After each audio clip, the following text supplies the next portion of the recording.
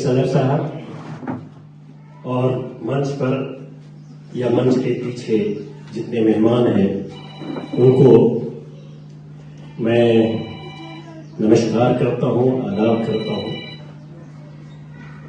मैं तो यहाँ कुछ सुनने के लिए आया था, सुनकर बहुत खुशी भी हुई, देखकर भी बहुत खुशी हुई और सदर साहब का आदेश हुआ कि मैं कुछ बोलूं। तो मेरी सबसे पहली बात है कि मैं झाझा का हूं, झाझा के अंदर बजलपुरा है और बजलपुरा में इतना अच्छा मदरसा है, यह देखकर मुझे कितनी खुशी हुई मैं यह कह नहीं सकता। यहाँ बच्चों की तालीम दी जाती है, निश्चित रूप से बच्चों की तालीम के लिए भी मदरसे होंगे और ये बहुत ही, जैसे हिंदी में हम लोग या उर्दू में भी नेक काम करते हैं, ये बहुत ही उम्दा काम है। आज ये जलसा रखा गया है और आज मौलाना अब्दुल कलाम आजाद का जन्मदिन है। आज के ही दिन हिंदी के शब्दों में कहें तो उसका अवतरण हुआ था, यानी उनका जन्म हुआ था। वो उनका जन्म स्थान अरब मुल्क है और अरब इस्लाम और मुसलमान से क्या रिलेशन है ये आपसे बेहतर कौन जान सकता है। वहां से उन्होंने फारसी, अरबी की तालीम ली, बहुत बड़े विद्वान थे। हिंदुस्तान आए, हिंदुस्तान में आजादी के जंग में उन्होंने शिरकत किया और गांधी जी, महात्मा गांधी जिनको मसीहा कहा जाता है आजादी के जंग का, उनके 3 खास लोगों में मौलाना अब्दुल कलाम एक थे। जवाहरलाल नेहरू, सरदार पटेल और मौलाना अब्दुल कलाम आजाद। और कुछ मायने में तो आजाद साहब गांधी जी से सबसे ज्यादा नजदीक थे, यहां तक कि जवाहरलाल नेहरू से भी ज्यादा नजदीक थे। मौलाना विद्वान थे और यही वजह है कि फर्स्ट एजुकेशन मिनिस्टर वो हिंदुस्तान का हुए। हिंदुस्तान का पहला जो शिक्षा मंत्री होने के बाद उन्होंने जो हिंदुस्तान में काम किया है, आज भी वो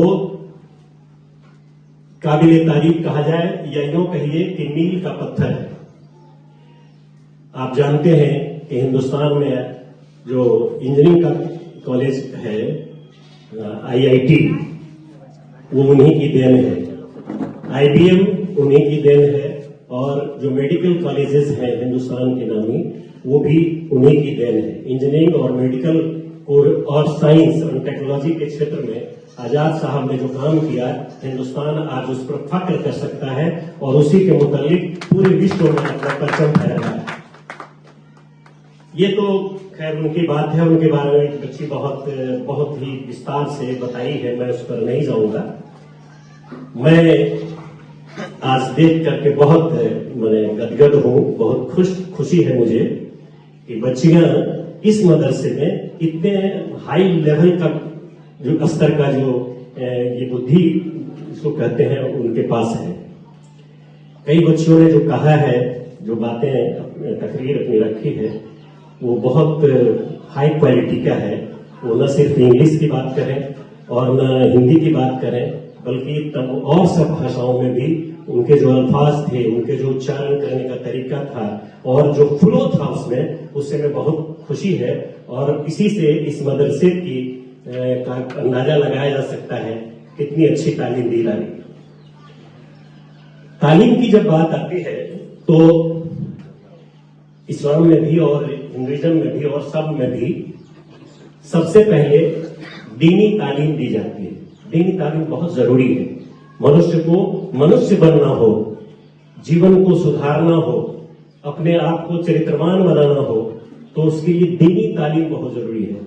और दीनी तालीम का ये मतलब कतई नहीं लगाना चाहिए कि वो बकवास है या समय को बर्बाद करना है, ऐसा नहीं है। इस्लाम में जो दीनी तालीम है, मैं व्यक्तिगत अपनी बात कर रहा हूं, इस्लाम में जो दीनी तालीम है, इस्लाम में उसका मुकाबला पूरी दुनिया में नहीं है। मैं सारे मजहब की किताबों को पढ़ चुका हूं। मैं रामायण पढ़ा हूं, महाभारत पढ़ा हूं, कुरान 18 कुरान का स्टडी हमने किया है, गीता का किया है।